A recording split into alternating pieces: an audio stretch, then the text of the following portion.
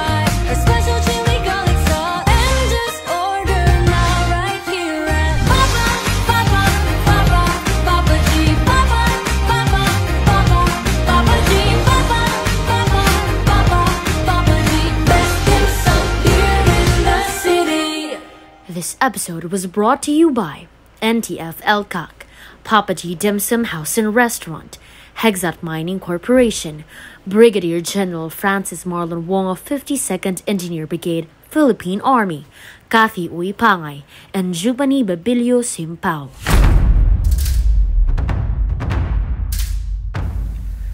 Marami pong mga anak ang pinabayaan at iniwan ng kanilang mga magulang.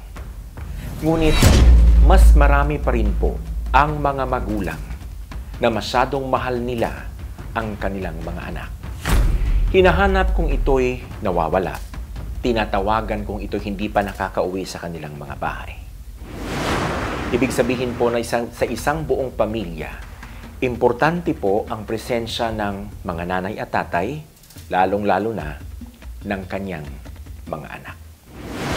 Isang magandang araw po sa inyong lahat, mga minamahal kong iDoCurers, and welcome po sa ating Positibong Kwentuhan with John Paul Siniel, na inyo pong mapapanood sa ating YouTube channel at Facebook page na iDocu by John Paul Siniel.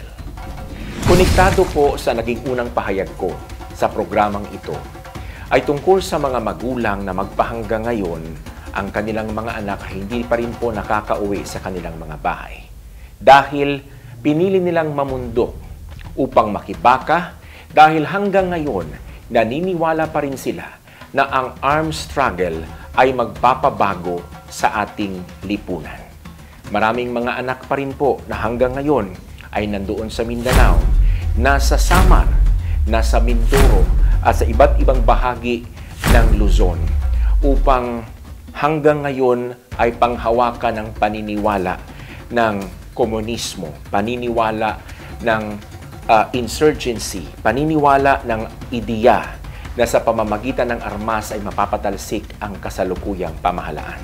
Sinasabi ko po ito dahil aming nakapanayam ang isang magulang na hanggang ngayon ang kanyang anak ay nasa mga bundok pa rin ng Mindanao. Binibigkas ko po, walang iba kung hindi ang nawawala o hanggang ngayon ay NPA pa rin na si Louvain Espina.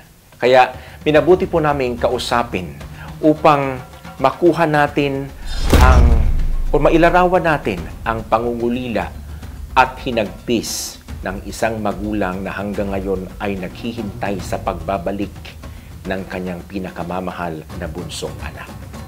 Panauhin po natin ngayong araw na ito, ngayong mga oras na ito, walang iba kung hindi si Ginang Loisa Espina ng Payatas, Quezon City.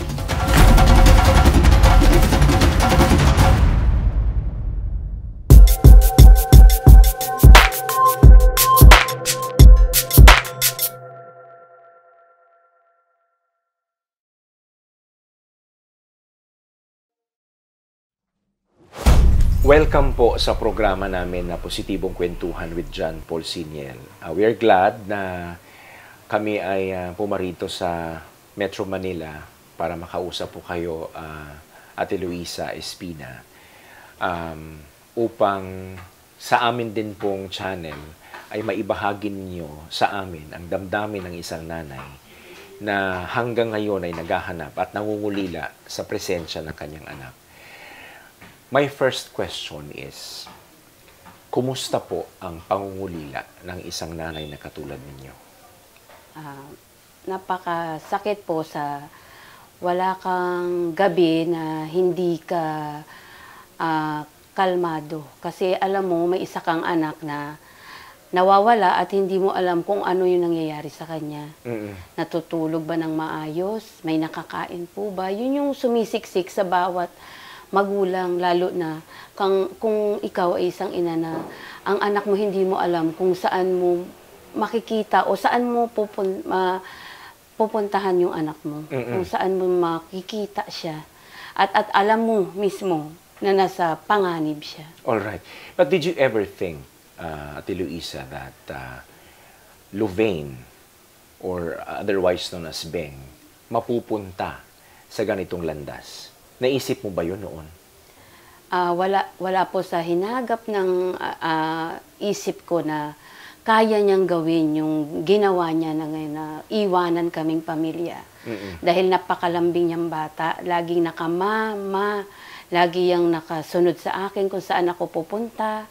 Kahit uwian na sa school noong high school siya, high school na yun, sir ha, pupunta pa siya sa school para sabay kaming umuwi. Ganun siya ka-attach sa akin, hindi lang sa akin, sa buong pamilya. Okay. Kasi teacher din kayo. Yes po. So, kung saan siya nag-aaral ng elementary, Yes doon po. kayo nagtuturo? Yes po, sir. Okay. How do you describe yung kanyang pagiging bata noon? Si Louvain po, siya yung pinaka-kikay sa amin. Siya yung Kikay? pinakamasayahin po yan, sir. Siya yung nagjo-joke po sa amin. Kasi mga ate niya, mga ano yan, tahimik. Siya po yung maingay, loud, na dahil siya yung nagpapasaya talaga sa amin, sir, sa pamilya namin. Wow. Ma-joke po talaga siyang bata. Yun yung kaya, hindi ko talaga maisip na mapupunta siya dun, sir. Okay, so ang buong tahanan natin ay talagang punong-puno ng Yes saya po. at galak. Yes po. Parang siya yung apple ng aming... Apple of the eye ng yes, pamilya. apple of the eye ng pamilya. Kasi pag pinasayaw siya nung bata siya, Oho. sayaw siya. Talagang may video pa kami nun, sir, na sa Christmas. Kahit po, both sides sa pamilya ng asawa ko, family ko, pag pinasasayaw siya, sayaw po siya. Talagang niya, sir, out niya, kikay niya. Kahit nung na siya, 14, 15, hindi nagbabago yung saya na nararamdaman niya, na ipinapakita niya, hindi sa amin, sa mga kaklase niya, sir. Ganun din po. Pero saan niya po nakukuha itong ganitong klaseng attitude na masyadong masayahin? Sa pamilya po namin kasi, sir, mahilig kami mag-joke, mag-asaran. Tapos sa pamilya din ng both side, ganun din po. Talagang close talaga kasi kapag weekend, pupunta kami sa mother side ko, sa mother side. Pag sa ibang pagkakataon naman, father side, talagang hati.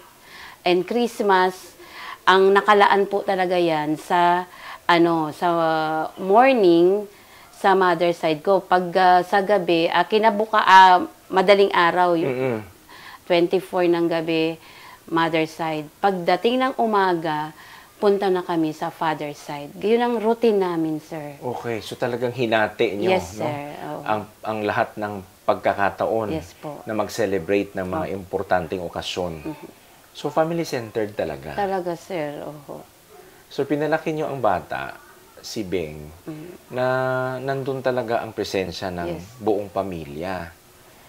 And then, guided nyo Yes, sir. sa klaseng moral meron kayo, pagmamahal. And then talagang ipinapakita nyo na nandun yung presensya ng lolo, nandun yung presensya ng lola. Pero sa father side, napupunta din kayo doon. Yes, sir. Napupunta kami doon, lalo na pagdadating ang lola niya. Galing ilolo at lola niya kasi nasa Amerika po ang niya. Talagang yan, kailangan makita ang lahat ng mga apo niya pagdadating sila. Alright. So kahit wala din po ang lola at lola niya doon, kasi hindi naman regular na umuwi, talagang meron po yung tita niya na dalaga, yun ang nag-aano sa amin. May attendance pa po yan, bawat family. Opo. Galing ah. Kasi may may complete package to ha, ganun po talaga. Tapos may pa-games pa ang mga ispinaklan. Opo. And in every occasion, talagang Yes nagpe-perform si Louvain. Yes, sir. Pati yung kasi nung namatay na po yung lolo niya, isa sa okasyon namin na pumupunta doon sa simbahan na kung saan lagak yung lolo niya, yung father ng asawa ko. Tapos nung nung nag-rally na siya or ganun pa rin, siya mismo pumupunta lang mag-isa, sir. So na-instill? Hindi, opo. Yung mga family na ginawa namin, talagang hindi rin niya nakakalimutan. Alright. Nung hindi pa siya masyadong Hindi pa siya masyadong agitated and radical. Opo. Kailan nyo na-observe na nag-iba na ang direksyon ni Louvain? Opo. Senior high, sila yung unang bugso ng senior high, sir. Okay. Tapos naging president siya doon. First sem, okay pa. Nagsabi pa siya sa akin, ma, proud po ako sa grades ko. In-screenshot niya yung grades niya with 87 ang pinakamababa. 90 plus na po lahat. Sabi ko, natutuwa naman po ako. Kasi maliit na bagay na decision niya, malaki, maliit, sinasabi niya po sa akin. At kung ano may accomplishment niya, sinasabi din niya sa akin. Wow. Tapos, ayun na po, sir, sabi niya, ma, pwede ba akong sumali sa anak bayan? Ang sabi ko lang sa kanya, hindi ko alam ang org na yan. Sabi ko, huwag kang sumali dyan kasi hindi ka marunong mag-balance ng ng oras mo. Baka masayang yung, masira yung pag-aaral mo. Sabi kong ganon. Tapos sumunod na yan, sabi niya, ma, mayroon akong papipirmahan na na 3 days daw siyang magkakaroon ng field trip or ganon. With? Basta lang sa school daw yun. Okay. And then tinanong ko, UP po ang dalawa kong anak. Meron ba kayong ganito, anak? Sabi kong ganun. Wala yan, ma, wag mong pirmahan. Hindi ko siya pinayagan po. Sumunod na week, sabi niya ganun, ma, may group study kami. Gabi na, nasaan ka na? Doon ako nagagalit. Kasi sir, sila, college ko lang sila binibigyan ng cellphone kasi malayo na sila. Yes, sir. So they were very disciplined during their younger years. Galing ah. Tapos ang ko po sila, alam nilang natataranta ako lagi pag nawawala sila. Kailangan mag-text sila kung nasa school na ako, mapauwi na ako. Pag hindi, nakikitext sila, sir. Wow. Kung wala silang load. Ganon sila, sir. Ganon silang tatlo.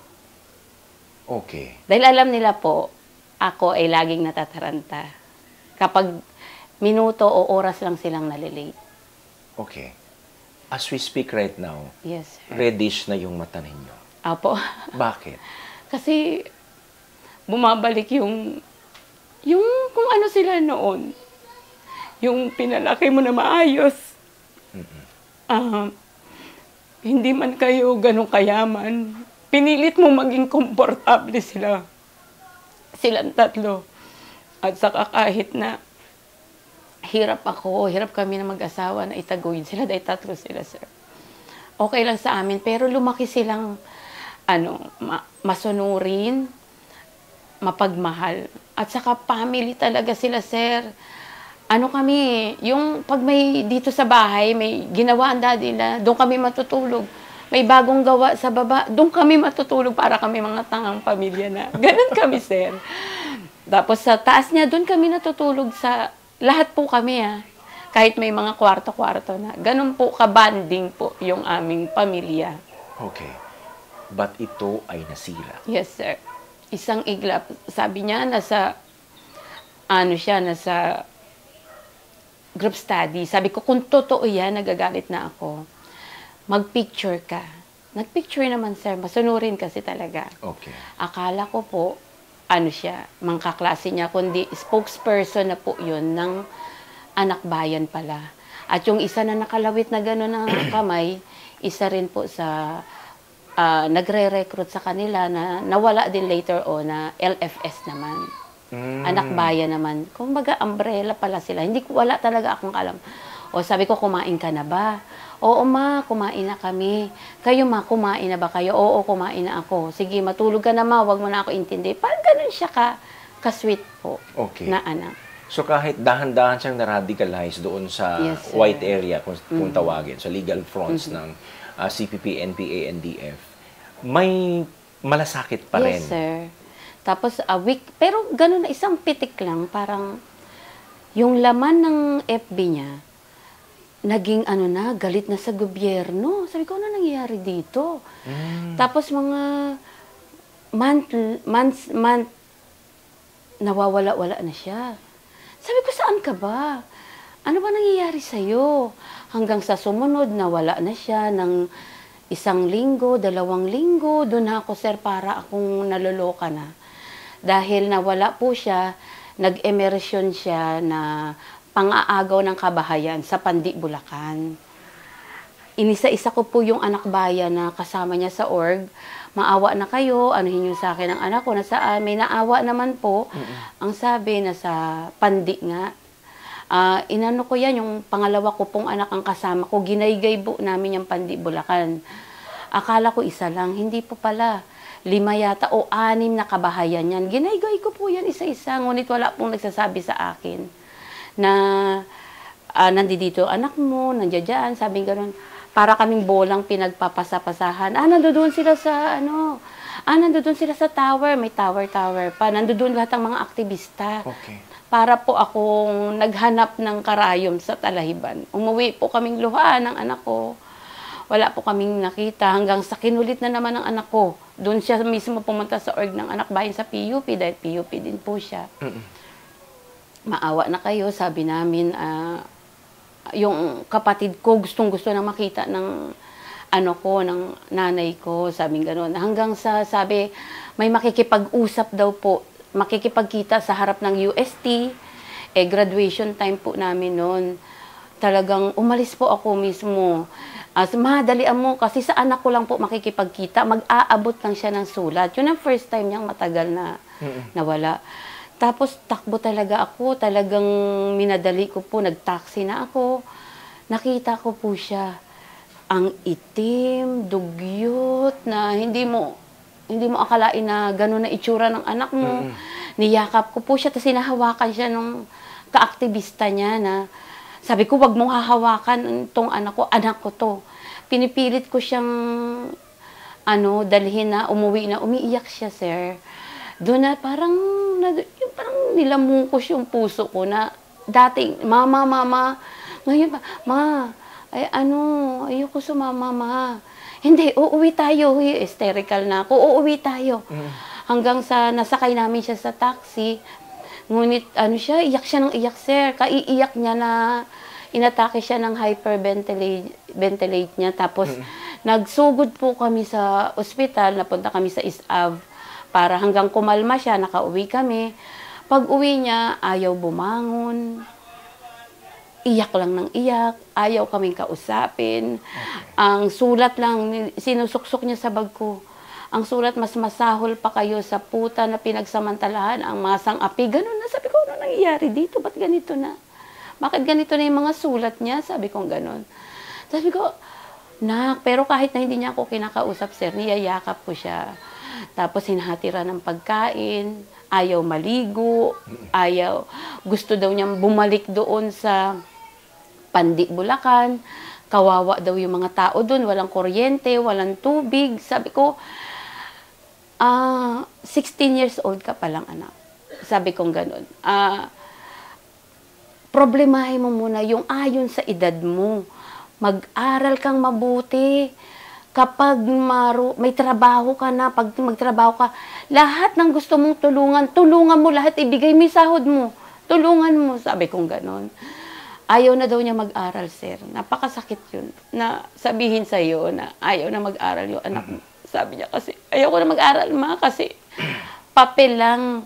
Kino-commercial lang nila yung pag-aaral. Parang pera-pera lang daw. May pinag-aaralan daw sila na mas higit pa mas may kung yun ba, yun na siguro yung pinag-aaralan na nga nila na yan, ng PADEPA or mga ano na, wala, kahit yung bag niya, sir, ayaw niyang pahawakan. Ang daming notes doon. Di sabi ko, iniintindi ko siya, parang inaano ko kung ano ba nangyayari sa kanya. Wala po kaming kaalam-alam kung ano bang gagawin ko sa bata na yan. Hanggang sa gumawa kami ng paraan sa pamilya namin kung paano, bilang magulang, kung paano siya tatanggalin sa org. Hindi ko siya pinapasok. Tinanggal ko siya sa school. Sumama naman po siya. Nagpasyal kami sa Batangas, sa Baguio, para alisin po. Nagsimba kami. Sama siya lahat, pati pamilya namin, pamilya, mother ko, sinama siya dahil alam din yung problema namin. Hanggang sa okay na siya. Yung mga high school friend niya noon na hindi kasali sa rally-rally niya, pinapunta ko dito para kausapin niya si Beng, hinandaan ko sila. Ayun, bumaba siya, sir.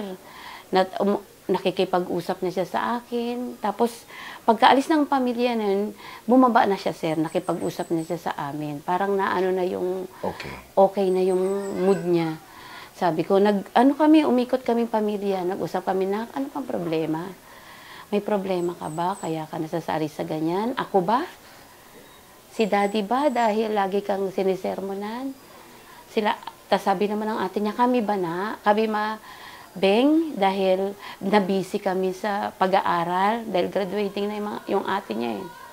Hindi kayo ma, hindi kayo daddy, hindi kayo ate, sabi niya. Umiiyak, nag-iiyakan na kami.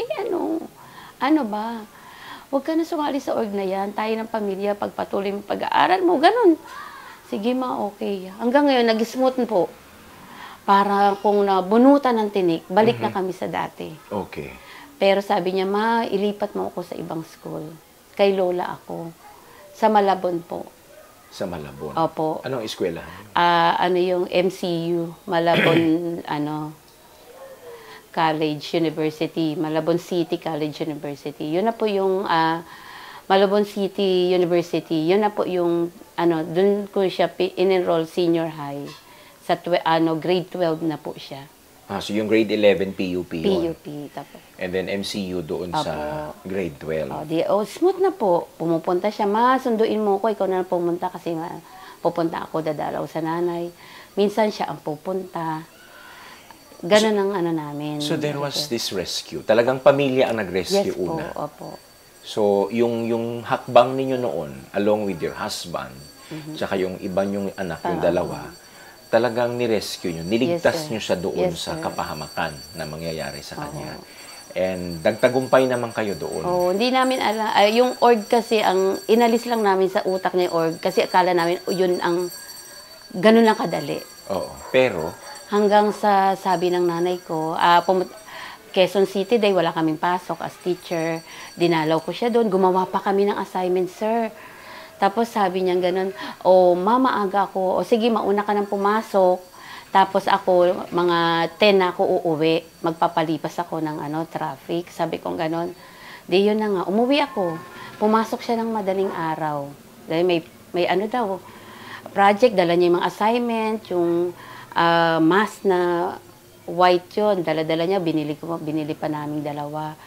Hanggang sa gabi na. Matutulog na. Luisa, sabi ng nanay ko, yung anak mo, hindi na naman umuwi. Back to zero na naman, sir. Ayun na naman, pinagbagsakan na naman ako ng langit at lupa talaga, sir. Hindi ko na naman alam kung saan siya hahanapin. Hanggang sa ginaygay ko na naman yung mga aktivista ng anak bayan na mga nakakasama niya. Tinitingnan po mga FB niya. Hanggang sa ayaw sumagot, sir.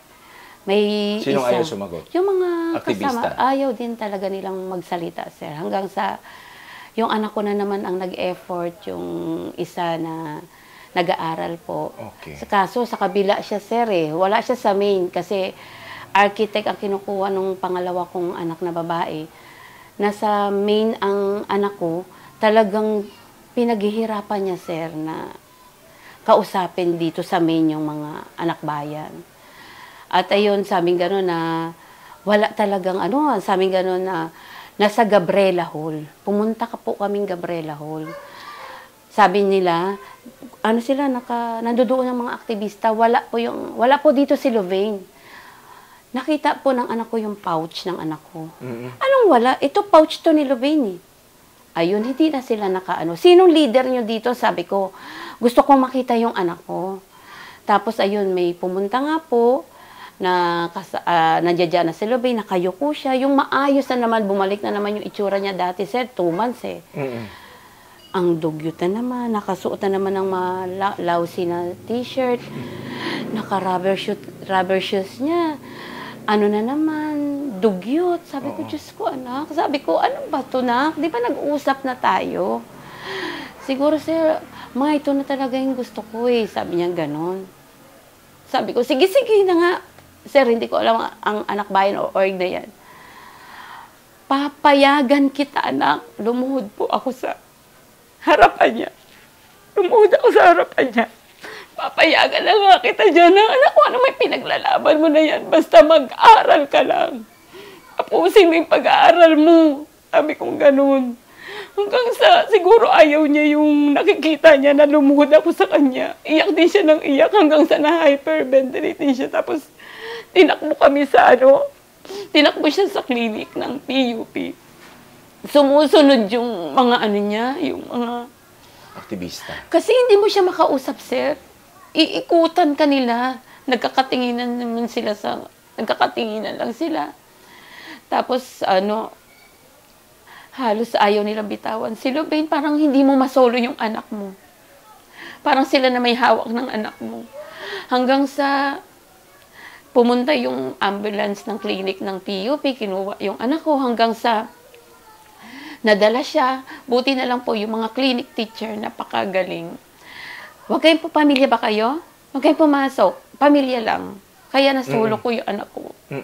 Hanggang sa, nung kumalma na siya, nag-book po mismo yung clinic teachers din ng Grab sa amin para makauwi kami. Naiuwi ko po siya. Dito?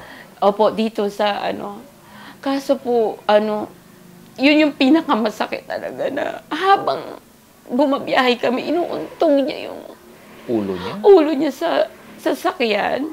Kaya ito, hinahawakan ko yung ulo niya para hindi siya masaktan. Kasi gusto niya bumalik, sir. Ayaw niya umuwi. Napakasakit siya. Parang durog na durog yung puso bilang magulang. Kasi yung anak mo na halos ayaw mo sa'yo. Ayaw nang sumama sa'yo. Ganon ka. Tindi yung pag-radicalization sa kanya, sir. Kaya sabi ko, Diyos ko, ano ba to? Ito na naman. Hanggang sa nag-usap po kami ng masinsinan, sabi ko, sige, akala ko kasi rally lang itong org na sinalihan niya. Papayagan na kita mag-rally, pero dyan ka lang sa PUP, mag-aaral ka, tatapusin mo yung pag-aaral mo. Natuwa siya. Sumaya yung mukha niya. So, lumipat from MCU to PUP? Hindi, sir. Hindi na siya nag-aral.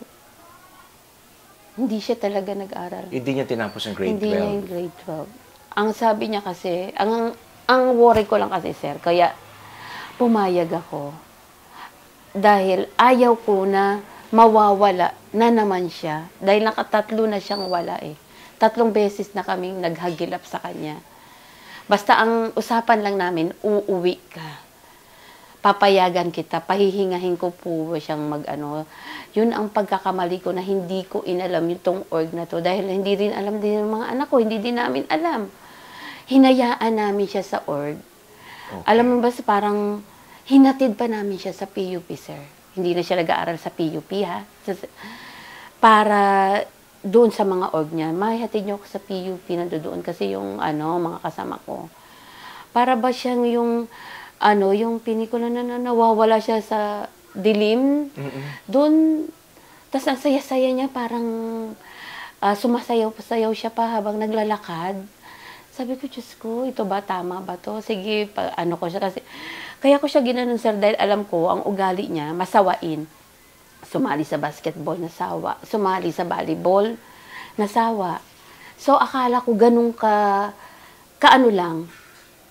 Parang yes. Katulad lang ng kilala ibang ko, kinahiligan. Oo, kinahiligan. Akala ko masasawa din siya sa org. Di umuwi naman. Kaso, iba na ang damit. Saan yung damit mo?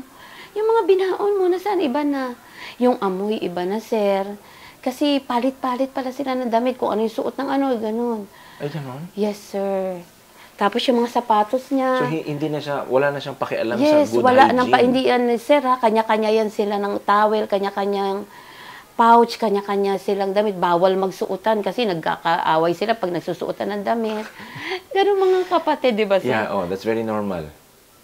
Siya, wala siyang pakialam sa isusuot niya. Nakahilig niya na yung long na yung big size shirt. Tapos naka-short. Kasi yun yung mga nakikita natin talaga. Oo. Tapos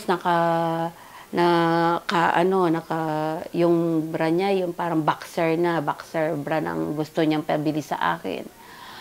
Para bang ako pa yun ang aamot ng oras na, anak, umuwi ka naman, hindi naman kayo araw-araw nagrarally. Kaso nagagalit na nga sa akin yung mga anak ko, may trabaho na ngayon yung panganay ko. Mama, tumigil ka na, iiyak-iyak ka na naman dyan, lagi mong inaano yan, hayaan mo siya dyan. Parang gusto nila, hayaan ko na rin si Lobain dahil nagalit na rin sila dahil iyak ako ng iyak para akong tanga, hindi na ako makaturo. Minsan, sir, ihahatid ako ng asawa ko, nanginginig kasi yung tuhod ko, kay iiyak. Doon sila nagagalit sila kay Lobain dahil yung nangyayari po sa akin. Sabi ko, hindi. Bilang magulang, dahil nagagalit na sila, nagtatago na kami ni Lobain. Anak, pupunta ako, ma, dalawin mo ako. Kita tayo. Ganon siya, sir. Di, syempre ako pupunta ako sa PUP Santa Mesa, dadalan ko siya ng groceries, toiletries niya, yung mga kailangan niya, toothpaste, shampoo. Sinuportahan mo pala talaga, Yes. Tinapay, pupuntahan ko siya. Mag-ingat ka, ha, pupunta ka sa may ganito tayong event, kailangan sumama ka, ha. Oo, ma, pupunta ako. Pamilya siyang uuwian, para umuwi siya dito, at least may isa, sir. Pero pag kahit agitated siya, sir, pag galit siya, hindi naman siya galit sa rally. Galit siya sa rally niya, galit na galit. Pero pag uwi naman dito, sir, matutulog yan sa tabi namin ng mag-asawa.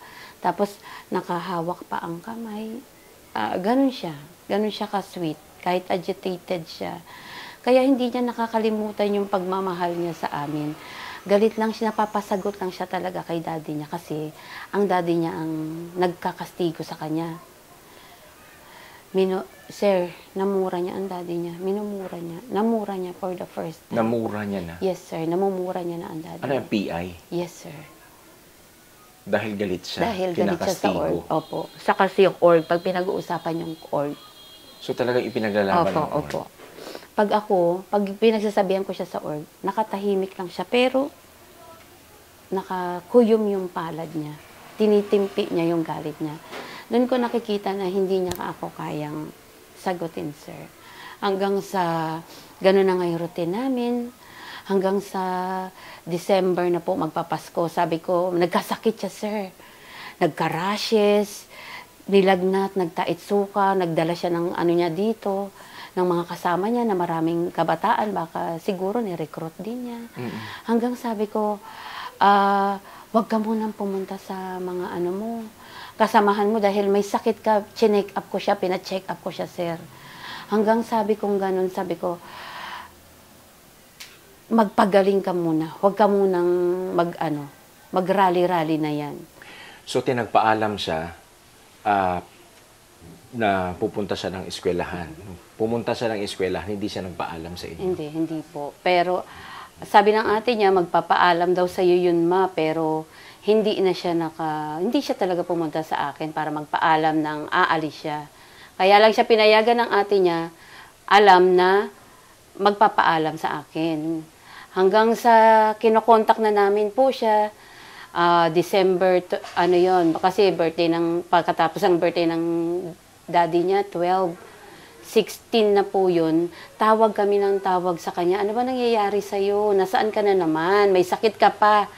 Dala niya po yung gamot niya lahat. Dala niya yung gamot niya. Saan siya pumunta?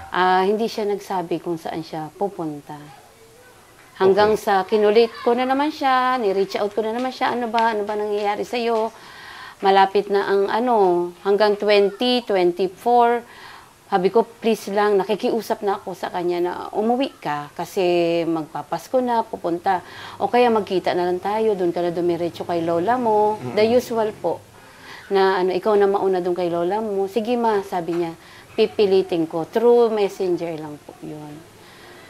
Pipilitin daw niya. Hanggang sa hindi ko na po makontak, kahit na sa messenger, naka-off na po yung messenger niya. Hanggang sabi sa akin ng kinulit ko na naman yung mga anak bayan, nasaan ay anak ko, busy daw. Sasabihan daw niya na kung na hinahanap ko po si Lubing, sabi ng city. Di sabi ko po, please lang, makikiusap ako sa inyo. Hanggang sa susunod, sabi niya, nasa Pulang Kapdula, nandoon daw, busy, Cavite po yun. Anong ginagawa doon? Hindi ko po alam po ano mga gawa nila doon, pero busy po daw sila. Yun ang sabi sa akin. Okay. Hanggang yun na po ang last namin na ng anak ko, yung 24 ng umaga. December 24. December 24, 2018. Yan na po ang last na usap namin through PM. Call, wala po talaga. Hindi siya tumatawag or nagre-reach out na tumawag. Through PM lang kami. Private message? Yes po. Ng messenger. Opo. Okay. Hanggang sa wala na po. Kinulit ko po yung anak bayan, sabi nila, magkakaroon daw may sulat daw pong iniwan sa akin. Bakit? Sabi ko, nasaan? Pag sa sulat na lang po, pagkahatid. Di, inantay ko yun, kaso binigay na po nila sa akin, January 2019. And what was in the So, letter? Ang sabi, ito na po ang mahirap pong tanggapin na may anak kayong ganito. Ngunit ito na po yung napili ko. Umalis man ako sa komportableng buhay, ngunit ito po yung napili ko para pagsilbihan ang masang api. So, yun yung pinaka-content na napakasakit tanggapin bilang magulang na kaya kang iwan o talikuran ng anak mo. Okay. Kaya yun, yung parang bumagsak. Sabi ko dun sa nag-abot ng sulat, nasaan ba talaga siya? So, hindi ko alam na ginawa na pala siyang NPA ng mga kasamahan niya na anak bayan. When did you know na NPA na siya? Yung time na yun, sir, hindi ko pa alam na nag-NPA siya. Ang sabi, sa lumad daw, gusto daw niyang magturo. Ayun daw ang gusto niyang aralin. Kaya sa lumad. So, sabi ko, lumad, Mindanao yun. Doon na pa ako na pahugulgul doon sa bata. Sabi ko, ikaw rin, bata ka pa. Huwag mong gagayahin yung anak ko, saan ang lumad. So, parang nagkakaroon na ako ng vision na parang iba na yun napuntahan ng anak ko. Pero ayaw pa rin tanggapin ang utak ko na kayang gawin ng anak ko na sumama sa NPA.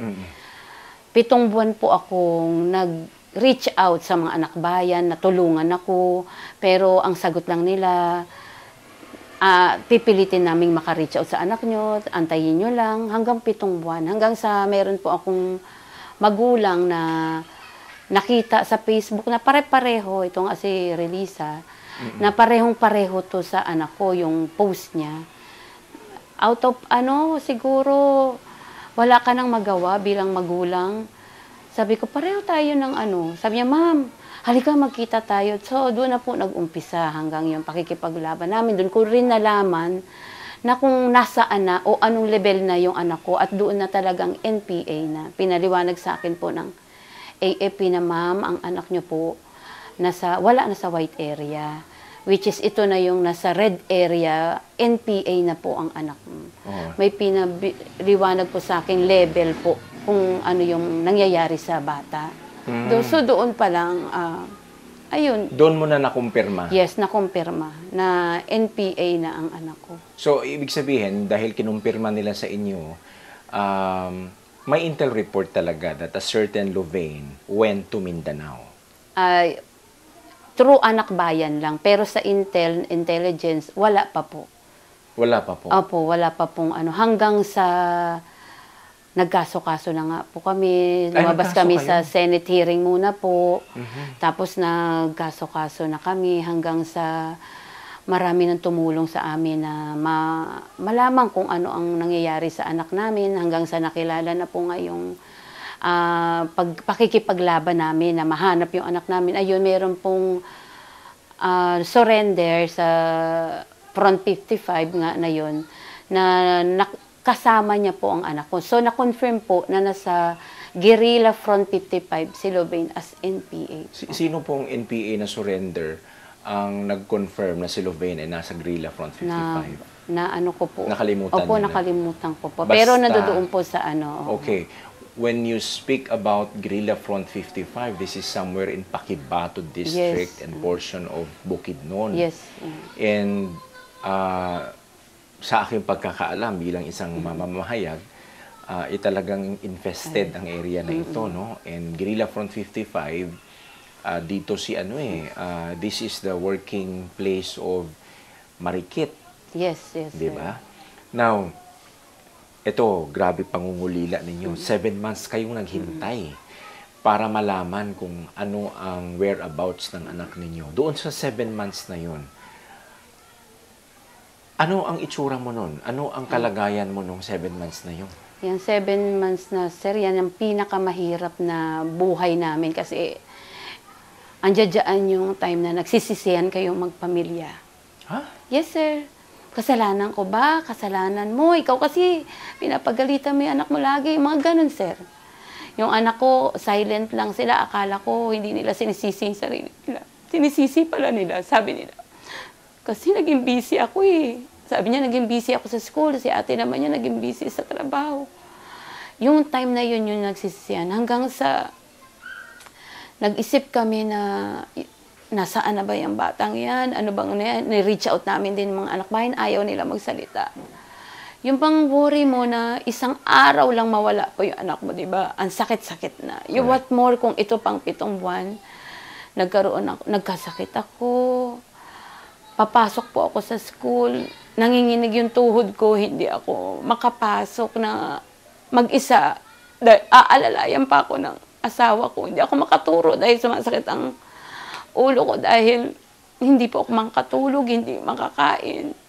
Buti na lang yung mga parent noon, alam nila yung nararamdaman ko, alam nangyayari sa akin, kaya okay sila alam nila na nangyayari sa akin, hindi sila nagre-reklamo about sa mga bata na yan. Nagsusulat ako, pinipilit kong magsulat, magturo ng maayos. Tapos pag mag-a-activity na wala, yuyuko po ako, hihiga ako.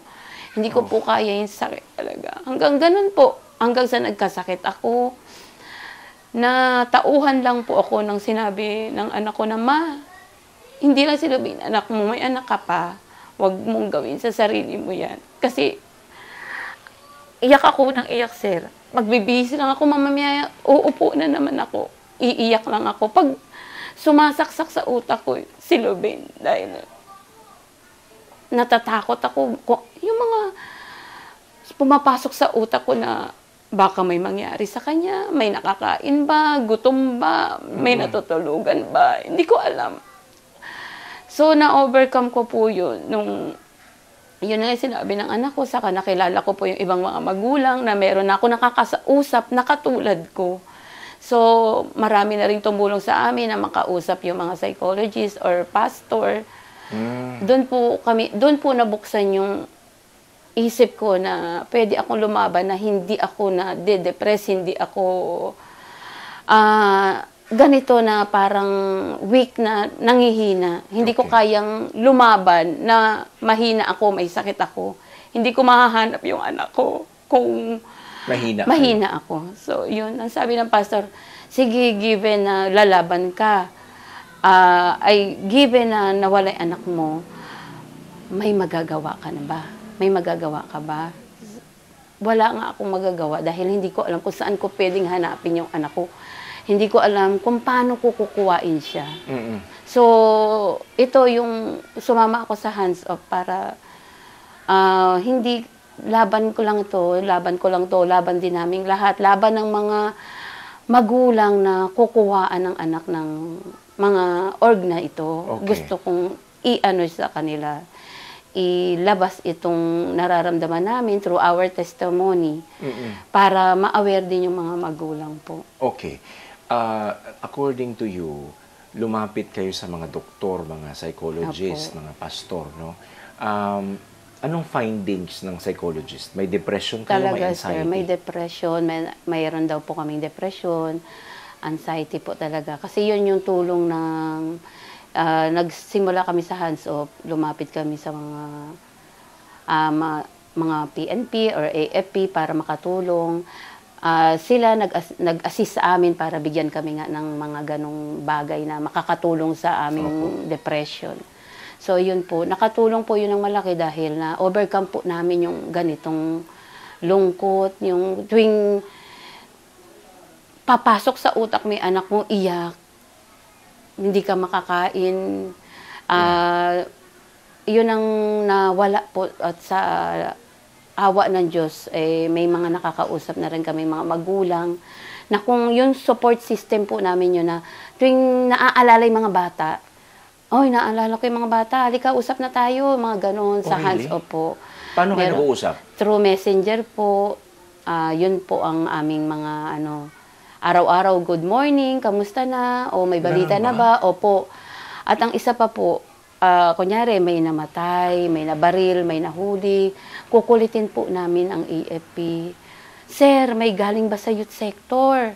Ano pangalan ng namatay? Kasi student sector daw, babae daw. Yung mga kinukulit namin para minsan nakabulagta na parang feeling mo, anak mo na yun. Ang sakit-sakit nun, sir, na makita na gano'n ang nangyayari sa kabataan. At yung araw-araw na worry mo na minsan baka yung anak mo na yung gano'n. Yun yung napakasakit talaga, sir, na maramdaman ng isang ina na kinuwaan ng anak. Okay. Yung level of acceptance ninyo ngayon, te, ano yung pagtanggap mo is tanggap mo na pwedeng mangyari sa kanya yung nangyari sa iba na walang buhay na umuwi sa kanilang pamamahay. Dumating ka ba sa level na yon ng acceptance? Or you still hope na someday somehow, Louvain will come home alive? Yes, sir. Yung acceptance na isa siya doon sa mga ganun, hindi ko kayang tanggapin, sir. Ayoko. Wag. Ayoko mangyari yun. Ang gusto ko talaga, sir, makuha siya, bumalik siya sa akin ng buhay. Yun lagi ang dinadasal ko. Wala na akong ibang dinadasal sa buhay ko. Gabi-gabi, lagi siyang laman ng ko na buhay siya, iligtas siya, mabalik siya sa amin ang buhay, na ligtas. Okay. How often do you pray? Gabi-gabi, sir, tuwing masasagi siya sa isip ko, Lord, iligtas mo. Kasi yung mga, minsan mananaginip ako, parang pinapakausap sa akin. Hanggang sa, sabi ko, tuwing magsisimba, siya rin, ang family po namin, magsisimba, lahat kami, ate, sama ka sa ng kapatid ko, sama ka sa simba, magsisimba tayo. Yun lang ang aming focus, yung mag-pray para kay Louvain. Okay. Gano'n na, sir. Lagi po sila ang laman ng dasal ko, panalangin. Kaya siguro gano'n yung pagtanggap ko sa kanya na hindi na ako parang nanghihina kapag nagkakwento tayo. Buti nga, sir, ngayon napipigilan ko ang pag-iyak. Pero dati hindi ako makasalita pa habang nagkakwento. Parang ipinasa Diyos ko po na si God na ang bahala. May purpose si God kung bakit nangyayari sa amin to. Bakit nawala po yung si Louvain. Lahat po may purpose. Kaya yun yung acceptance ko na ngayon kaya ko nang ikwento ng maayos. Dati po, hindi mo maiintindihan yung kwento. Sinasabi ko dahil kaiiyak po. Yun ang talagang ko po. Okay, so at least you have that hope na hindi tayo bibitaw bilang magulang. Sir. But up to what extent kayong naghanap sa anak ninyo? Sir, nakaabot na kami sa lahat ng dapat puntahan na makakatulong. Okay. PNP, AFP, Senado, lahat. Hanggang sa pumunta po mismo kung alam ko na yung nasaan yung anak ko sa Davao. Pumunta po ako sa Davao mismo. Doon po ako nagtanong-tanong, kinausap ko po lahat ng mga nakasama na nag-surrender po, nakasama ng anak ko. Doon mo malalaman na si Lubain daw, siya ang gumamot dahil yung paa natutunaw na sa kakabota. Ang sakit. Isipin niyo, sir. Si Lubain daw, tumalon sa bangin para hindi mahuli ng AFP. Si Lubain daw naglakad ng malayo dahil massive operation, lakad, walang tulog, ilang araw naglalakad. Sukbit lang ang nyug sa bewang, yung mga ganun na maririnig mo sa bawat makakausap mo. Napakasakit na nararanasan ng anak mo yun na sana hindi niya na graduate na siya, isang buhay niya. Sana yung pangarap namin na pagka-graduate nila lahat, pupunta kami sa iba't ibang, iikutin namin yung Pilipinas para mag-swimming, maganda. Yan talaga yung gusto namin, pamilya namin. Ang maligo sa dagat, yan. Iikutin namin ang buong Pilipinas para mag-banding kami mag-anak pagka-graduate nila lahat. So, natupad naman yung pag-ikot ko dahil sa kanya, sir, sa Davao, sa naka-awareness. Bicol, lahat po, Visayas. Sa kaka-awareness. Kaka-awareness para mamulat ang mga tao sa nangyayari sa recruitment sa mga kabataan.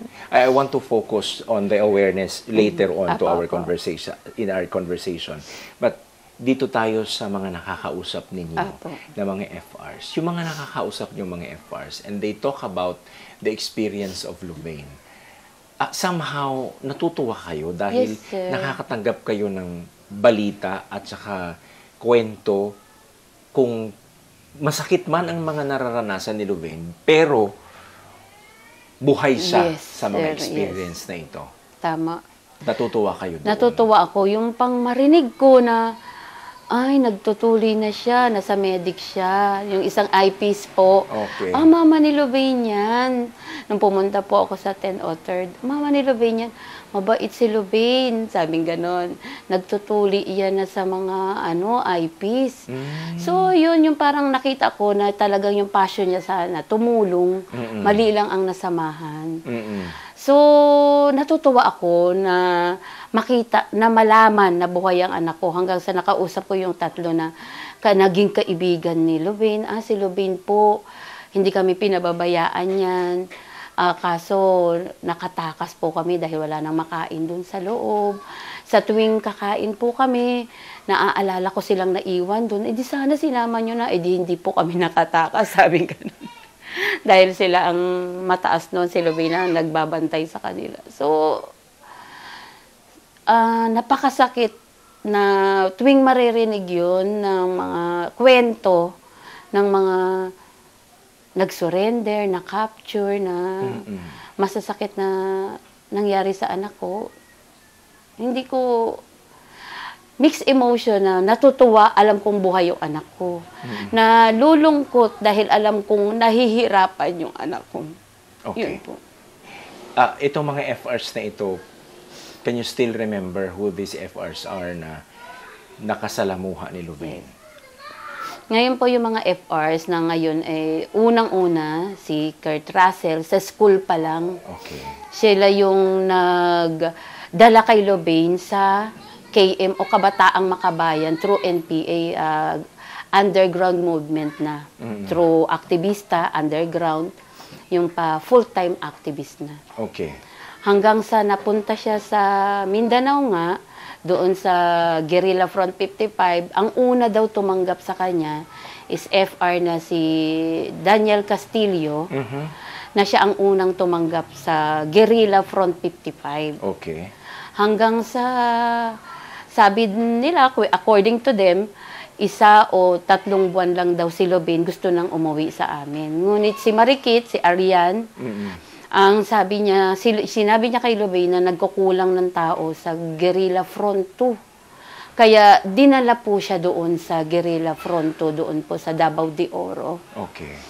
At nung sa Davao de Oro na nga siya, doon na siya nagtagal po, palipat-lipat daw siya according sa mga FR at saka Intel din po.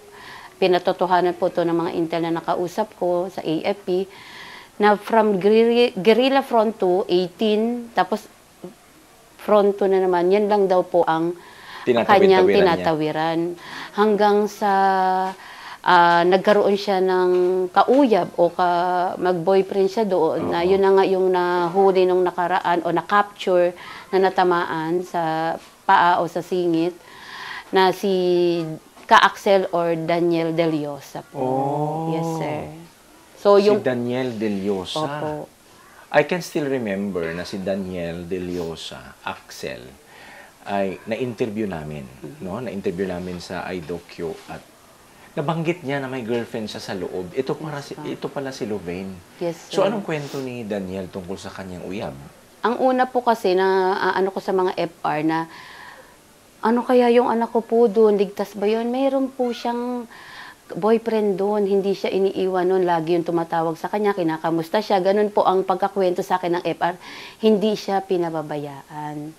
So, kaya kampante po ako na ligtas yung anak ko nung time na yon. Okay. Nag-worry po talaga ako nung na-capture si Daniel. Sino pang kasama ng anak ko? Sinong magliligtas sa anak ko?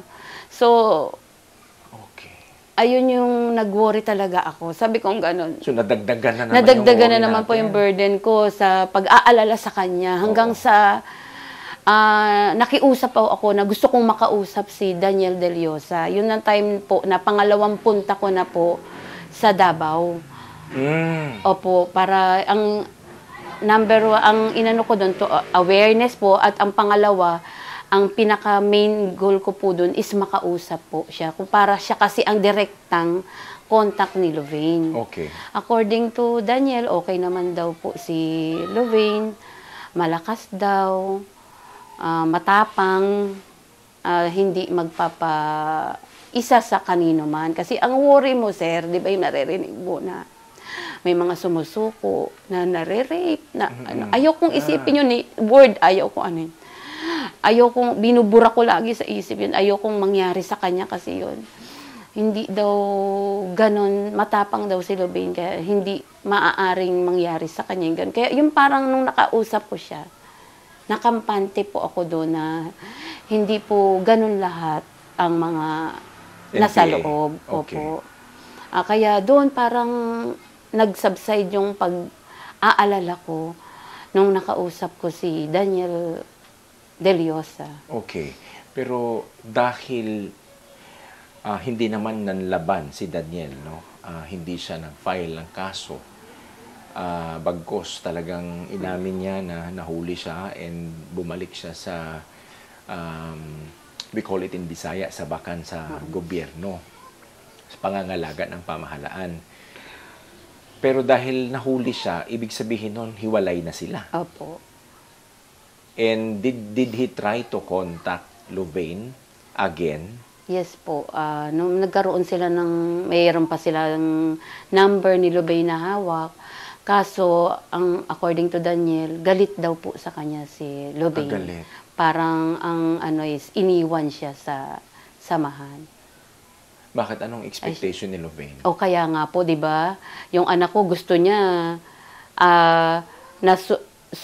si Louvain, si Daniel, napunta na sa gobyerno, gusto niya bumalik pa yata agitated pa rin po siya. So hindi ibig sabihin na iniwan mo ako, dapat sinama mo ako. Wala po. Dapat, parang iniwan siya, pumunta siya sa kalaban. Parang ganun ang nasa thinking ni Louvain. Okay, so gusto ni Louvain, dapat bumalik Oo, siya. oo. Kasi nahuli at pinakawala parang naman. ganun ang ano ko sa kwento ni Daniel. Opo, na ibig sabihin nun, itong anak ko is agitated pa hanggang ngayon. Okay, since you are still in contact and in communication with the AFP, lusaw na po ang Guerrilla Front 2, lusaw na rin ang Guerrilla Front 18, lalong-lalo na ang 55, wala na, pati ang SRC 5 ng SMRC. So saan na si Louvain ngayon? According to sa Intel na ano na naman po nila. Nakikita na po nila, ilan na lang daw po sila. 19 na lang. 19? Yes. Tapos nahati daw yun sa 2 grupo. Okay. So yung anak ko napunta sa bandang area ng Surigao.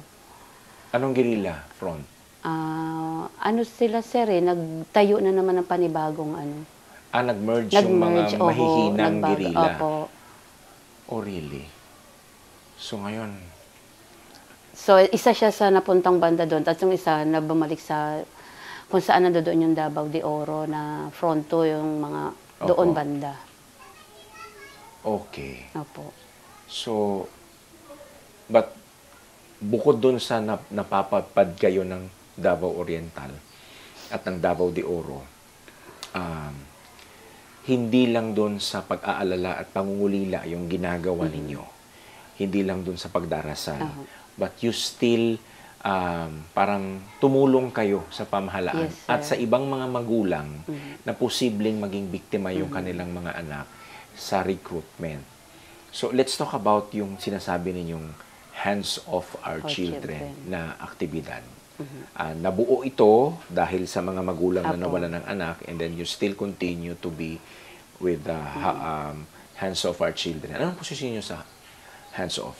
Ako ang vice chairman po ng Hands Off Our Children.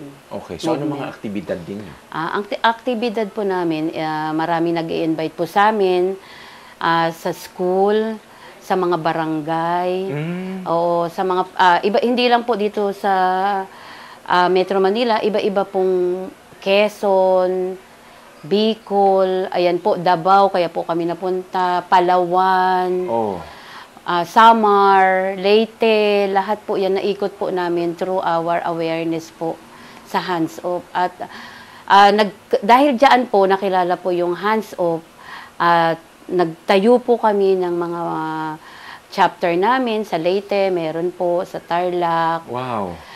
Dito po sa Palawan, meron na rin po. At ngayon po sa Cavite and Rizal, malapit na rin Pero dati po, ang Hands Off po ay mga magulang na kung saan ang anak nila ay na-recruit. Ang iba nakuha, ang iba ay still na nawawala, katulad po sa amin. Pero ngayon po, dito sa mga chapter na nabuo namin, hindi lang po magulang, hindi po lang magulang na recruit ang anak, kundi magulang na ayaw na nilang may recruitment sa mga kabataan. So, may pastor po ang president or pinakamataas doon sa Leyte po. Oo. So, importanteng magkaroon ng ganito. Yes, sir. Kasi the best protection and the number one protection to happen to a child is sa loob ng tahanan. Yes, awareness talaga, sir. Dapat malaman ng magulang kung paano nira-radicalize yung anak nila. Dahil ikaw, alam mo, kung nakuha mo ni anak mo paano mo, pagdating sa bahay, paano mo siya, anong gagawin mo sa kanya? Kung wala kang alam kung paano sila nira-radicalize o nire-recruit yung anak mo, hindi mo matutulungan katulad sa amin. Makukuha sila. Ulit? Yes, sir. O kasi wala kang alam paano i-handle Opo. Baka hindi mo alam. Kunwari, sinasakyan lang kayo. Yes. Kunwari, nagbabait-baitan para makuha yung loob nyo. Pero later on, dadaan sa likod. Yes. At katulad po nung sa ibang magulang na umuwi, tapos yung pala, tumakas. Sila mismo talaga ang tatakas. Ganun sila ni-radicalize ng mga ito. At tine-terror grooming sila. Bakit sila terror grooming? Kasi maghahawak na ng armas. Papayag na silang maghawak ng armas. Okay. Yes, but by this time, lumalakas ang loob natin yes, na talagang mapigilan yung recruitment. But with the organizations that you created, through the leadership ng original na Hands Off, do you think by this time with the organizations that you build, papunta tayo doon sa mapipigilan talaga ang recruitment sa mga eskwelahan? Do you see that? Yes, sir. Unti-unti man, hindi naman namin naisip na lumabas kami, makuha agad namin lahat eh. Unti-unti lang, sir. Kasi, paano namin malaman na talagang effective yung pag-testimony namin? Marami na kaming magulang, pamilya na natulungan na buo, na ibalik, na tahimik lang po sila. Pag sinabi nila, ma'am, gusto po namin private. Okay. Ayaw naming mailabas kasi may mga dahilan. Ginagalang po namin yon. Okay. So, marami na po kami na pamilya na natulungan, na sila mismong pamilya ang nag-handle. Tinuruan namin sila na kayong pamilya dapat ang magtulungan. Kailangan aware lahat ang pamilya kung ano nangyayari sa anak mo. So, through that, natulungan yung bata at sa awa ng Diyos po ngayon, maayos na ang buhay, nakagraduate na yung bata. Wow. Yes po. At nagte-thank you yung mga magulang na yun. Thank you po sa hands off. Thank you sa inyo. Ito na po siya, graduate na siya.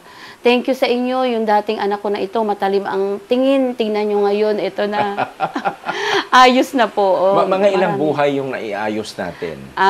Marami, sir.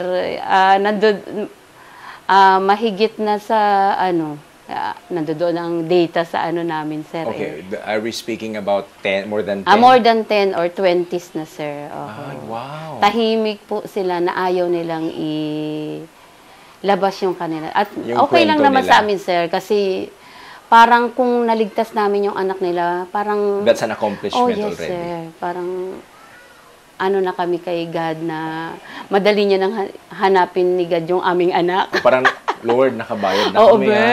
May deposito na kami. Sir.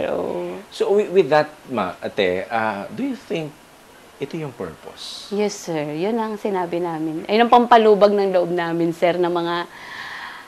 Minsan tao ka lang, sir, nagagalit ka eh. Ano ba yan? Lahat na, nakita na namin, lahat na nilapitan na namin, ba't wala pa yung anak namin? Kasi, kakala ko, sir, ganun kadali.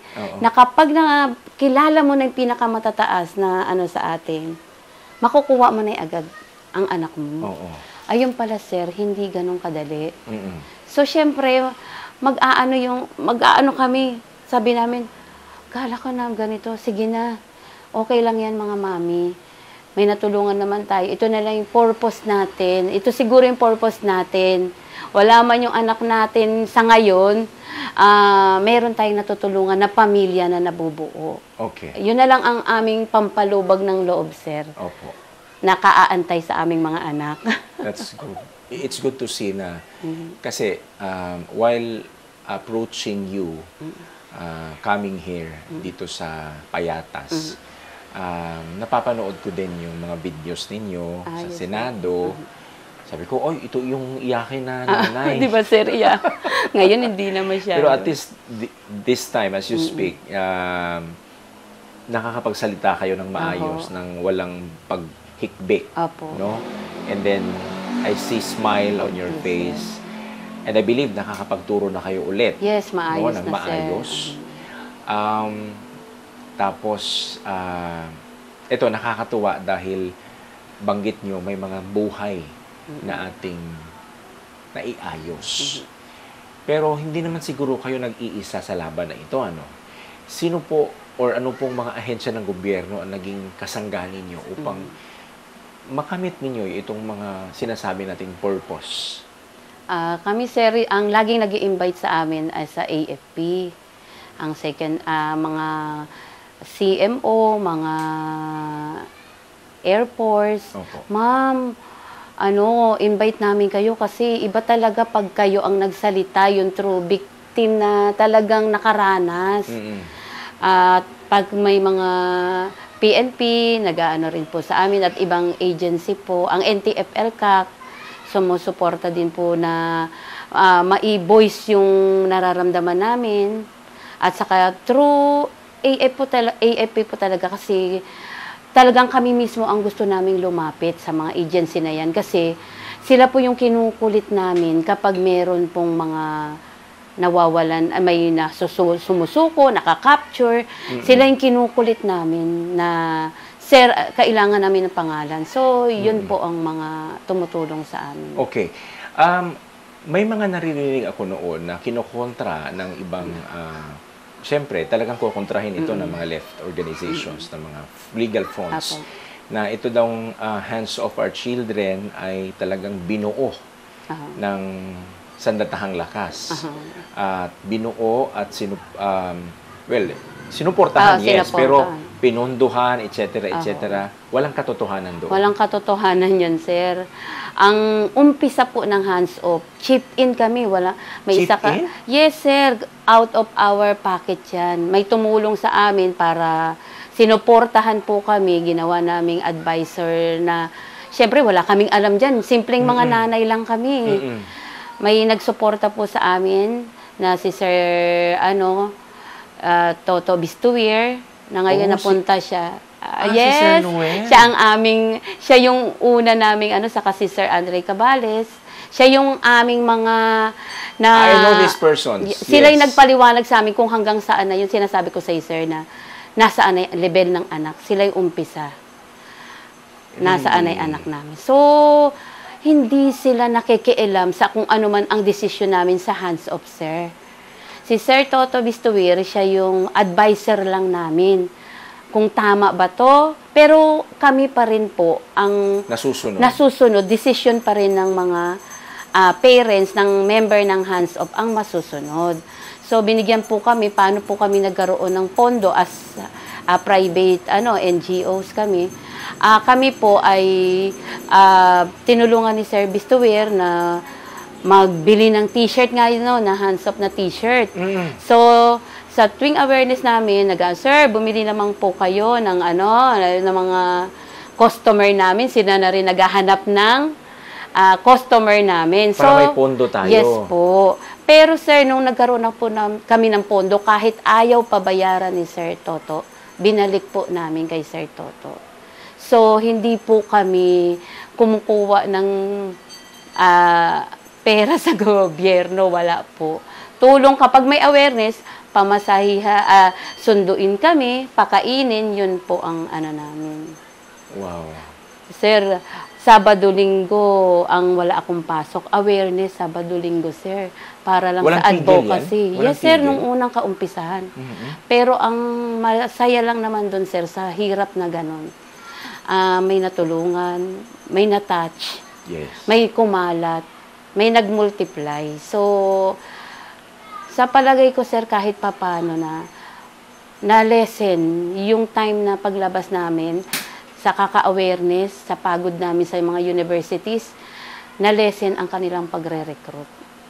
Yes, sir. Ang laki pala ng Dati epekto. kasi, yes, sir. Dati, sir, madaming nagrarally. Pansinin nyo ngayon, konti na totoo lang, yan. diba? Oo.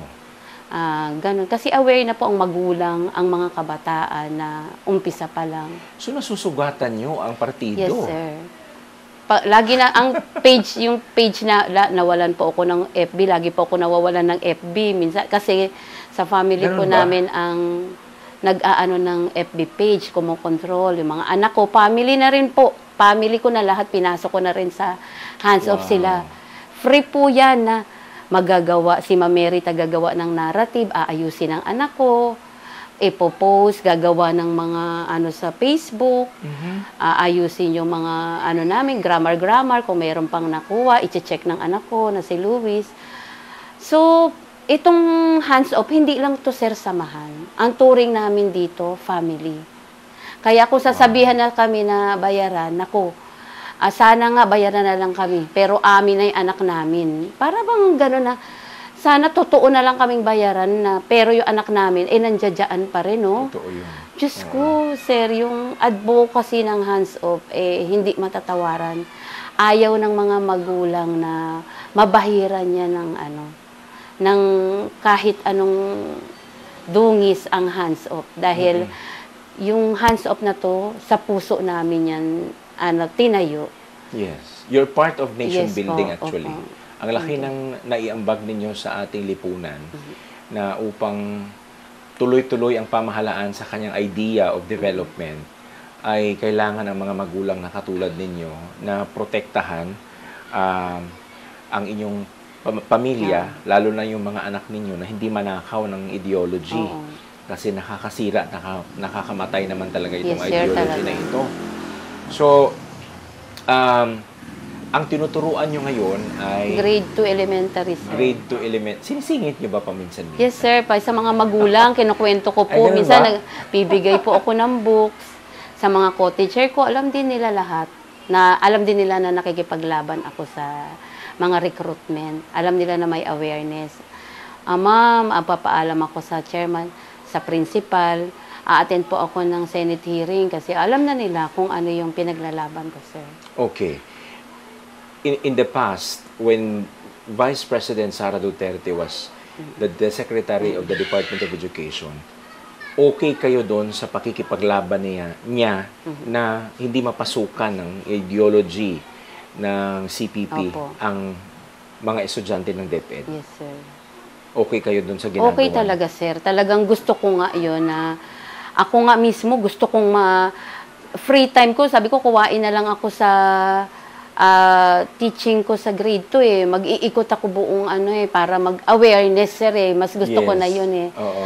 Kaso nga po, siyempre, permanent teacher ako, hindi ko pwedeng kailangan meron talagang legal na doon. Gusto ko, passion ko talaga, sir, na talagang maikalat ito eh. Kasi ayoko na yung mangyari sa katulad sa pamilya ko. Ang Opo. sakit-sakit, ang hirap-hirap, sir. So lumalim yung pangunawa ninyo Yes, sir. sa lumalim. lipunan. Opo. Pero Kasi, somehow naintindihan nyo naman si Louvain sa kanyang pakikibaka. naintindihan ko, sir. Kasi ang ang kinukuha nila, sir, ng mga kabataan, yung may passion na tumulong. Yung may passion na marunong magmahal sa bansa. So, yun yung kinukuha nilang bata. Ibig sabihin, ba't hindi sila kumuha ng mga basagolero, mga rugby boy doon? Di ba? Ba't hindi yun? Kung sasayangin, bakit yung mga tahimik ang buhay na pamilya? Di ba, sir? Totoo. Diba? Laki ng problema nila pag yun ang kinuha nila. Opo. Actually. Ang kinukuha nila yung minahal ng magulang, maayos na gustong may sakit, yung may gustong tumulong sa kapwa niya. So, Sakit nun sa part nyo eh. ang mali yung nasalihan ng anak namin. Mali yung armed struggle na Yun naman ang tinutulan na, sabi ko, sir, wala namang problema na magsalita ka ng against sa government, pero yung idadalhin mo yung bata sa... Kaya nga ako, di ba, kala ko, rally-rally lang. Sige, kung yan ang baka passion niya nga yun, sir. Minsan na sa utak ko yun. Hindi ko siya mapigilan eh. O so baka nga, akala ko ganun. Pero hindi dapat pigilan. Kasi saan ba nag-umpisa yung mga anak namin? Hindi naman sa mga math club or Rotary Club ng galing na organisasyon. Anak Bayan, LFS, Gabriela Youth, Kabataan Party List. Diyan sila galing. So, saan nadala yung anak namin? Sa pagiging NPA o armed struggle. Tinerror grooming po sila. Okay. Ito, ma'am, nagpapaliwanag na kahit kayo, taong gobyerno kayo Apo. kasi teacher kayo ng Apo. Department of Education. Kahit kayo sa pamahalaan, hindi lahat may alam Yes, sir. sa takbo ng Correct. mga aktivismo sa ating lipunan. So therefore pala, itong mga taong gobyerno, kahit sila dapat ma-aware. Yes, sir. Kasi kahit kayo, Opo. department, kung hindi pa siguro nag-NPA anak Oo. nyo, hindi mo Hindi nyo ko pa malalaman. alam. Wala akong alam, sir.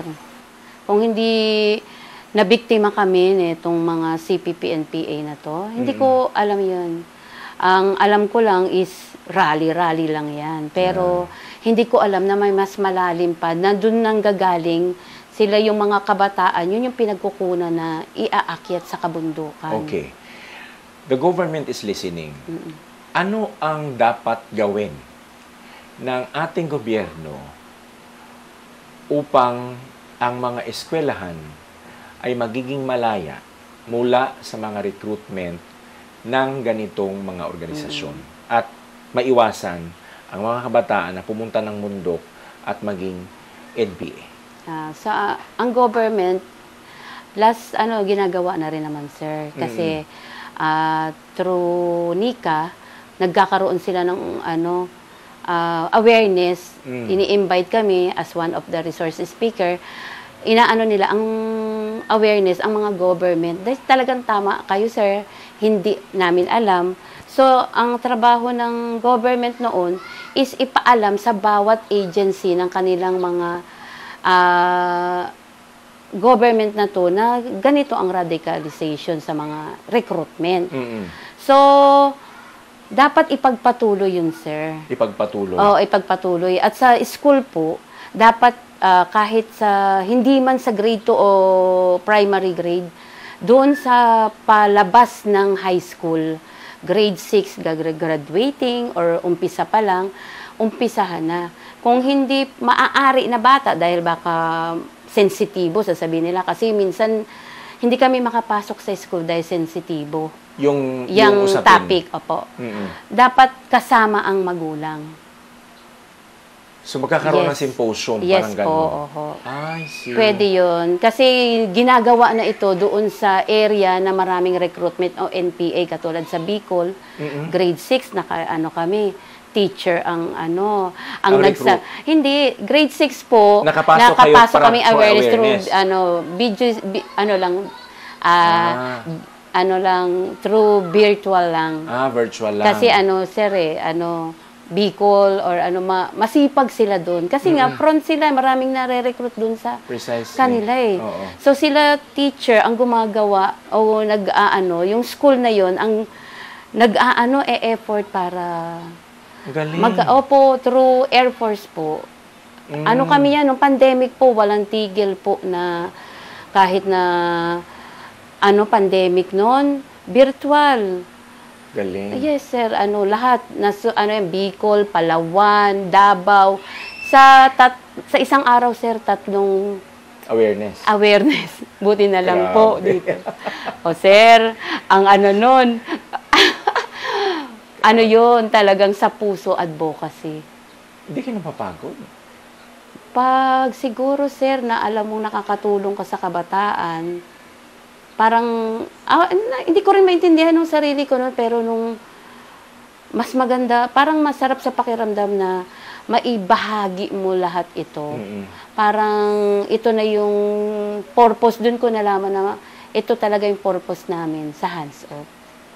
Pag alam mo na yung purpose mo pala, sir, masaya nang gawin. Grabe ang Panginoon, no? Yes, sir. Mukhang sinugatan mo na kayo. Opo nga, sir. Sabi nga namin, siguro, kaming 3 na hindi pa nakukuha ang anak na sa Hands Off. 3 na lang po kami. Nadagdag si Ma'am Weng. Siguro, sobrang sugat sa atin. Siguro, gloria na ang ibabalik sa atin ni God. Amen. Kasi, sir, kami, si Ma'am Jackie is magna-9, si Ma'am Mary, 7 years, ako magsi-6. Oo, kasi that's 2018, yes, 24 sir. na ngayon. Malapit na magpipitong taon. Yes, sir. Sa December. Huwag naman. Baka ngayon na, sir, pag napanood niya yung mo. Oo, sana by God's grace, this will reach her ears, at least, no? Kasi si Daniel, sabi niya sa akin, Sir, napapanood ko naman yung mo.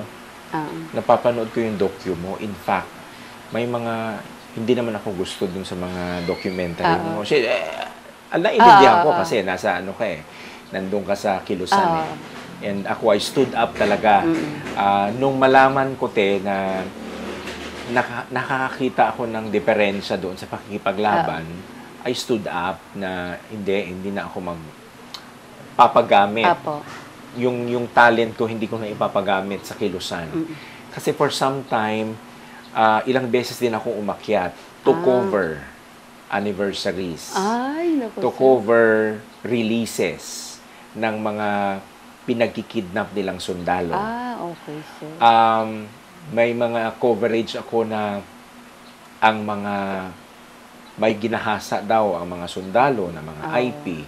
Pero nung we found out na hindi naman pala totoo kasi walang basihan. Pero dahil bago pa akong journalist that time, naghahanap kami ng balita. Basta balita, whether validated or not, verified or not, kukunin namin. So, ganun sila mag-manipulate. Kaya magpropaganda, precisely. Ako, bagong pasok ako sa media noon, hindi ko mas naintindihan. So, pagtakbo ng mga ilang taon, doon ko na, ay hindi, I have to stand up Apo. and do stories such as this one na will somehow twist no, the realization of the Filipino people na hindi, kailangan maging ano tayo, mapanuri tayo sa Yes, mga sir. organisasyon dahil ang daming nasisirang buhay because of this pakikibaka. Sa akin, aktivista ako on my own. I use my platform sabihin kung ano ang nakikita nating Tama. ills of the society, pero arming ourselves to kill our Filipino people, our fellows, yun yung sandali, mukhang hindi muna. Hindi tama. So, kaya ako nandito, kausapin kayo at i-discuss ninyo yung pangungulila ninyo sa anak ninyong si Louvain. Pero ganun talaga, no, na ang bunso ay talagang may special Yes, space. sir. Oo. Bakit may special space ang bunso sa puso ng isang nanay? Siguro kasi sila yung pinakahuli mong binaby. Sila yung talagang malapit sa'yo, laging nakakapit sa'yo. Clingy kasi siya talagang.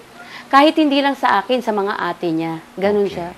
Alam mo sir, nung lahat yan, manunood sila ng concert, hahatid namin yan. Tapos, pagbalik namin, susunduin namin. May dala kaming pitsil ng malamig na tubig. Nasa Really? sakyan. Yes, magpipinsan sila, sir. Ganun namin sila sinuportahan lahat ng trip ng mga kabataan. Wow. So, kung hindi lang talaga siya na recruit ng mga ito, siguro masaya silang magpipinsan ngayon. Okay. Yung isa nga niya pong ngayon na may asawa na paanakin, sabi niya, ang tagal ni Louvain, ninang siya neto, inaantay siya ng inaanak niya, ayaw pa niyang yung barkada niyang pinsan, sir, tatlo silang magkakasabay kasi. May mga anak na yun, ayaw sana magpabinyag yun dahil gusto siya ang Hinintay ninang. siya. Oh, yes, sir. Ang Alright. tagal daw niya. All right. Ngayon, te, possibly, makikinig si Louvain sa ating usapan. What are the words you want to shower her by this time? Louvain Erica Espina. Louvain, ang gusto kong isabihin yung buo mong pangalan na binigay ko, ayokong palitan yan. Alam ko, nak, pagod ka na, anak. Tama na, nandito kaming pamilya mo na tunay na nagmamahal sa'yo. Hindi titigil si mama, sila daddy, sila ate, na hanapin ka. Hanggang malakas kami, buhay kami.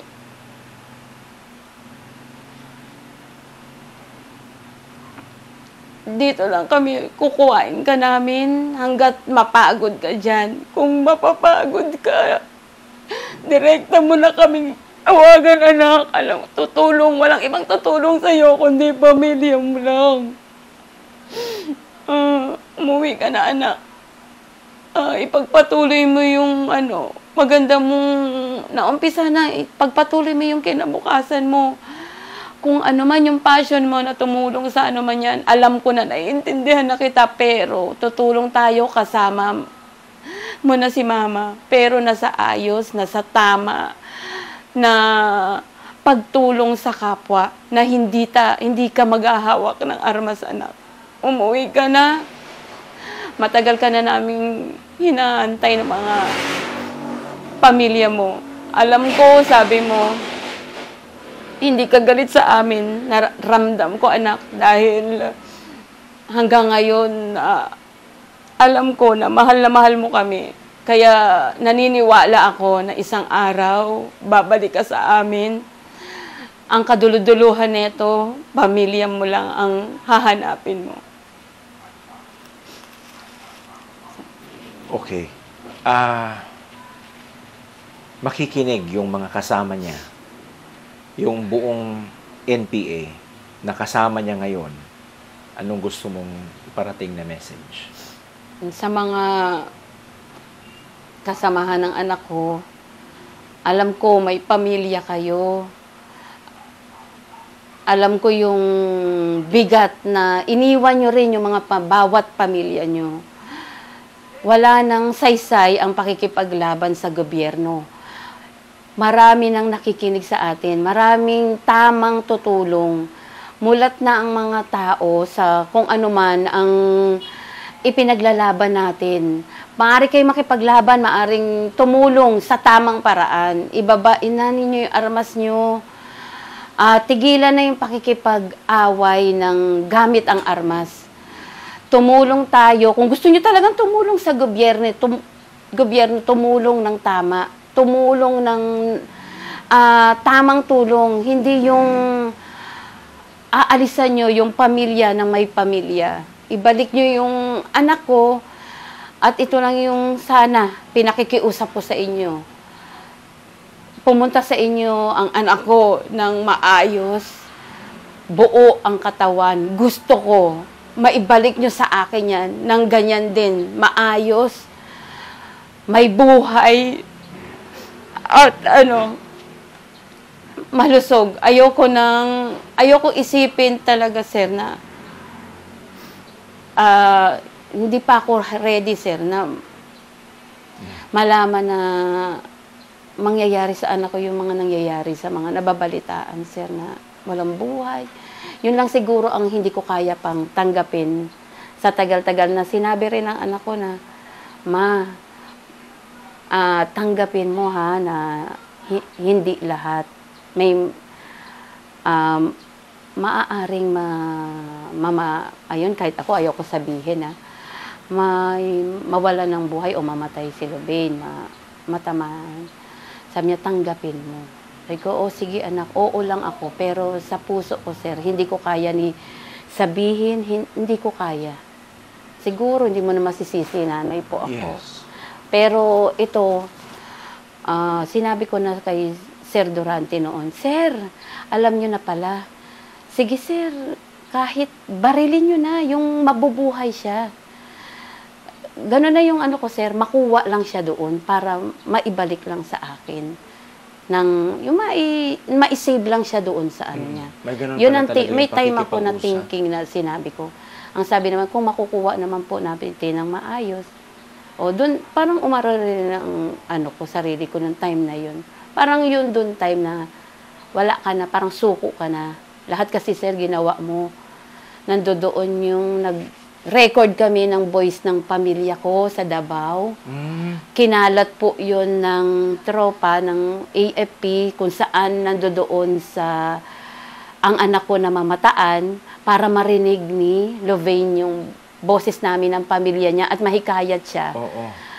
Maantig yung puso niya na umuwi sa amin. May ganung level Yes, pala. sir. At ang isa pa, inikot ko po yung radio station, Barangay Napnapan, lahat, sir, Davao de Oro, ang dami naming pinuntahan, sir. Lahat may isa pang paborito daw ang anak ko na radyo pakinggan.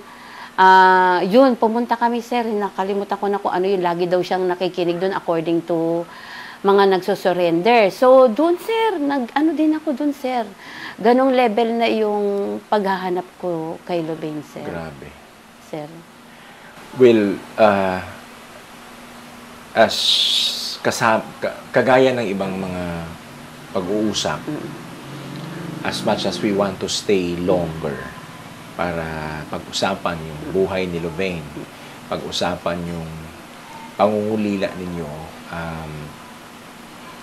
we have to separate ways, but we learn a lot from you. Kahit kami, ang daling magbalita pero pagkausap na pala natin talaga ng masinsinan yung mga ibinabalita, talagang at some point may pagbabago sa ating perspektibo. Kaya kami ay nagpapasalamat, Ate Luisa, for welcoming us dito sa tahanan ninyo at sa pagbubukas ninyo ng ulit sa kabanata ng buhay ni Lubain, sa buhay ninyo, na at least by this time, ma-remind natin yung ating mga kabataan at mga magulang to be with each other upang walang mawala ni isa man sa kanila.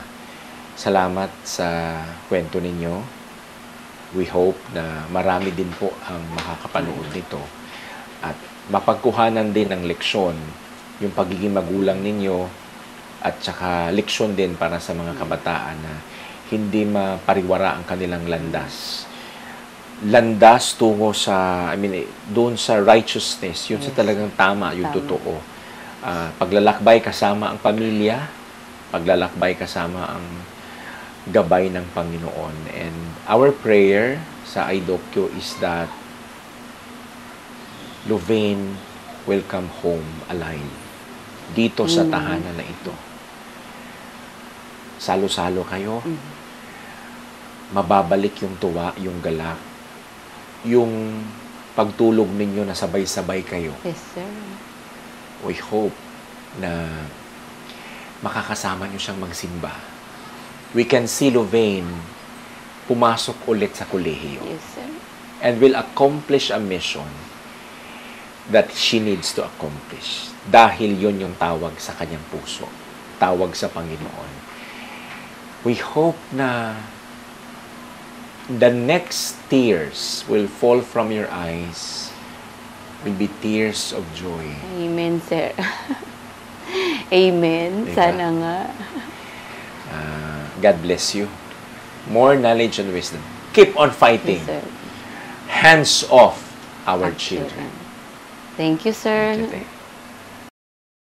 This episode is brought to you by NTFL CAC, Papa D Dim Sum House and Restaurant, Hexat Mining Corporation, Brigadier General Francis Marlon Wong of 52nd Engineer Brigade, Philippine Army, Kathy Uipangay, and Jupani Babilio Simpao.